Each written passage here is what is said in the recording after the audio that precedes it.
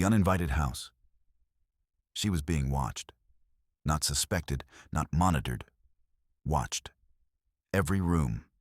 Every moment. The realization came not as a flash of insight, but as a slow, creeping horror. Her mother-in-law had turned their apartment into a panopticon, and her husband had helped. 3 months later, Lena would drive a stolen BMW through a motel parking lot in the dead of night, leaving them all behind. But that story begins on a Tuesday morning, with water droplets and steam. Lena stepped out of the bathroom with the white fluffy towel wrapped around her wet hair, the silk navy robe clinging to her damp skin. Steam trailed behind her into the hallway, like something alive, reluctant to leave the warmth. She could hear the distant hum of the vacuum from somewhere in the apartment. No, that wasn't right. She hadn't been vacuuming. The water was still dripping in the shower behind her, a steady patter against the tile. She froze in the kitchen doorway. Catherine stood at the counter, impeccable in her beige trench coat despite the early hour, holding a stack of ceramic plates. Every upper cabinet door hung open like a mouth. The sight was so wrong, so invasive, that Lena's first words came out breathless and broken. "Catherine? How did you get in here?" Her mother-in-law didn't turn around immediately. She finished stacking the plates with deliberate slowness before glancing over her shoulder, her silver hair styled with the precision of someone who had never let a single strand rebel. "The door was locked, dear. I used the spare key Mark gave me for emergencies. This kitchen was a disaster." Lena's hands clenched at her sides. "You can't just..." Catherine moved to a shelf and began sweeping spice jars into a trash bag with the efficiency of someone clearing a crime scene. The jar of saffron, expensive, imported, the kind Lena had saved for special occasions, thudded into the plastic with a heavy clink. "Stop!" Lena's voice cracked. "That's my spice rack. I need those." "Expired, most likely. I'm helping, Lena. Don't be dramatic." Catherine didn't pause. Another jar followed, then another. The keys caught Lena's eye. They sat on the counter next to Catherine's designer handbag, cognac leather with gold hardware. And one of them had a neon green plastic tag. The tag read, "Our House," in Mark's handwriting. Lena reached for them, but Catherine was faster, scooping them up and sliding them into her purse with a metallic zip that sounded like a closing door. When Lena met her mother-in-law's eyes in the polished toaster's reflection, Catherine smiled. That evening, Lena finally managed to slip the neon green key out of Catherine's bag before the woman left. She held it up between 2 fingers, the plastic catching the dim hallway light, and confronted Mark as he sat on the edge of their bed, scrolling through his phone. "Why does your mother have this?" Her voice was steady, but her eyes were red. "You told me we didn't give out spares." Mark's head came up slowly. His eyes darted away from hers, settling somewhere over her left shoulder. "She's family, Lena. It's for an emergency. You're making a mountain out of a molehill." His phone lit up on the charger. A notification from Mom appeared on the lock screen before he could grab it. "Did she find the key? Tell her it was an accident." Lena lunged. Her hands reached for the phone, but Mark caught her wrist. The pressure was sudden and firm, and when she pulled back, he didn't let go. They collided with the hallway wall. The framed photo of their wedding, the one where she was laughing and he was looking at her like she was the only thing in the world, fell and shattered. Glass scattered across the carpet in a pattern that looked almost beautiful. Mark shoved her back.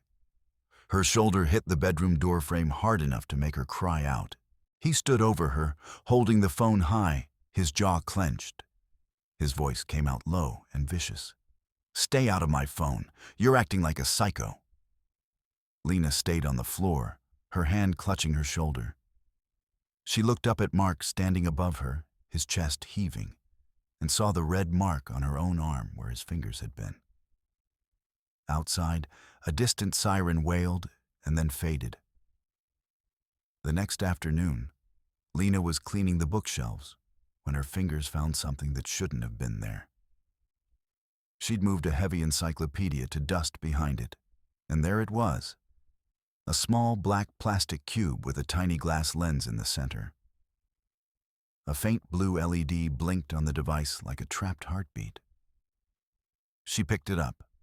The brand name on the bottom read VisiGuard 360. Her thumb found the micro SD card slot and pushed.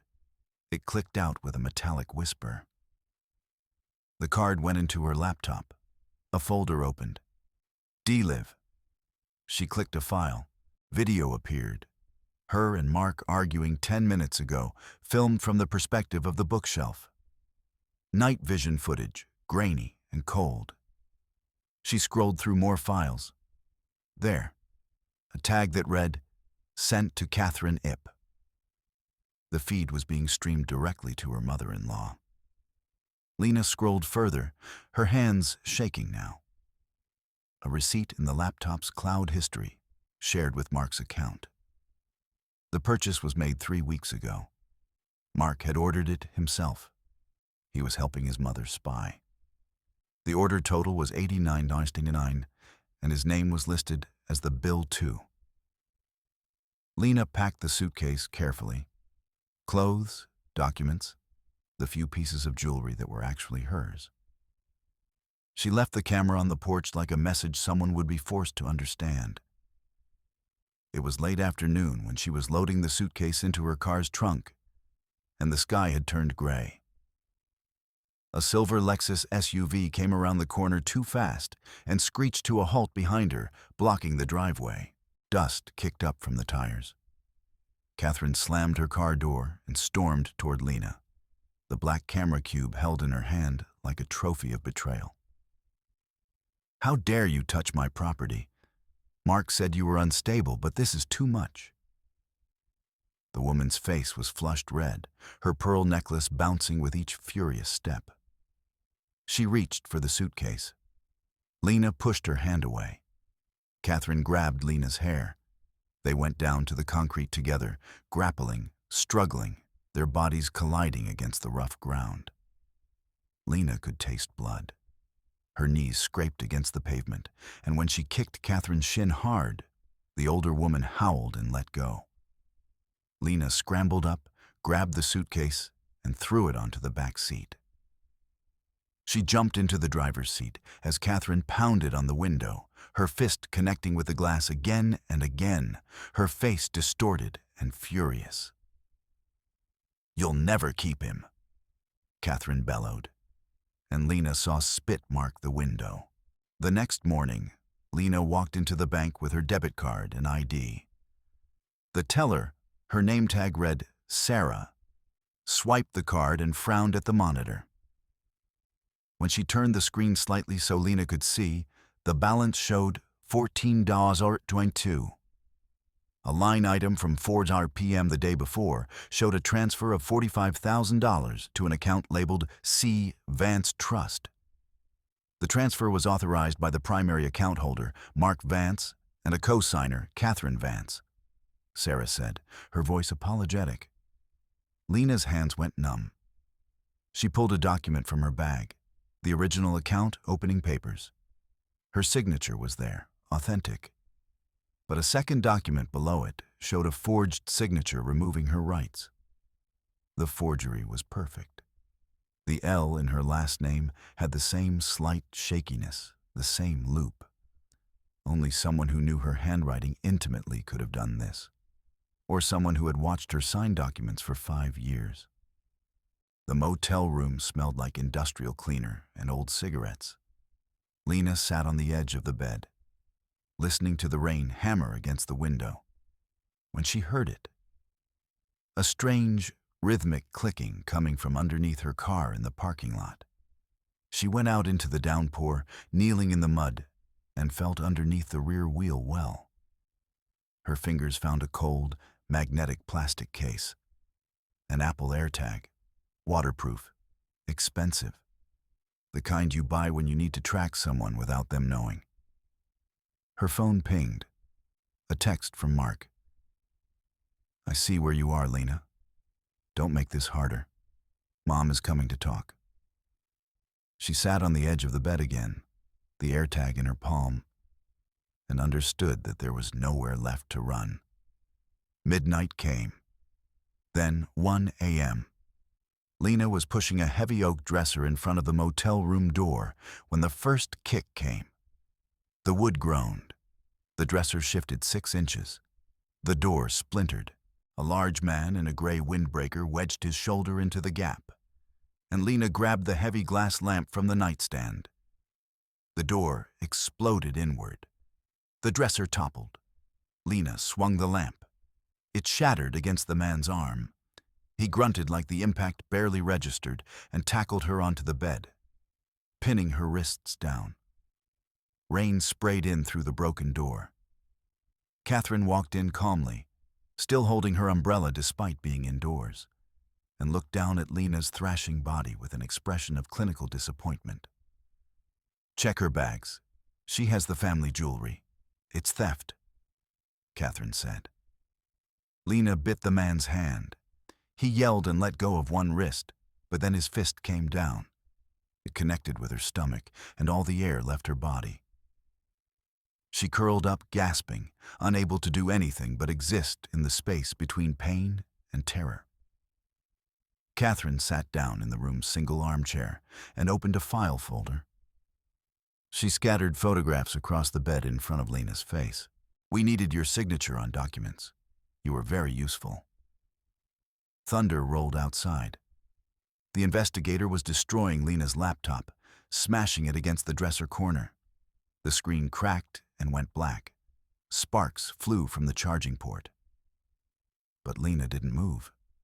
She didn't cry out. She was still looking at that photograph, the word "target" in Catherine's yellow highlighter. And something inside her shifted. A police cruiser pulled into the motel lot. Blue and red lights reflected off the rain on the window. For one moment, Lena felt something rise in her chest. Then Catherine waved at the officer through the door, and he nodded and stayed in his car. Catherine turned back to Lena, holding a signed document. It was a voluntary psychiatric hold, signed by Mark and a family doctor. The doctor's signature was the same one from Mark's business associates. "They're waiting for us at the clinic, Lena. It's for your own good," Catherine said, her voice dripping with false sympathy. The investigator pulled Lena toward the door. Her feet dragged across the wet carpet. But as they moved, Lena's hand came up to her wrist. Her rose gold Apple Watch caught the light. A tiny red dot was visible on the edge of the face. The watch face showed "Voice Memo, 01 to 15 to 32. She stopped resisting. "You admitted to forging the bank documents and targeting me 5 years ago," Lena said, her voice steady and cold. "It's all on the cloud, Catherine, not the laptop, the watch." Catherine's smug expression flickered. It lasted only a second, but Lena saw it. The moment of doubt, the moment of knowing she'd made an error. "You're bluffing," Catherine said, but her hand moved to her purse. "I'm not. Every word, every confession, recorded." Mark pulled up in his black BMW at 1:45 a.m. He looked confused as he got out, his eyes moving between the 3 figures in the rain. Lena lunged forward, using the investigator's moment of hesitation to slip under his arm.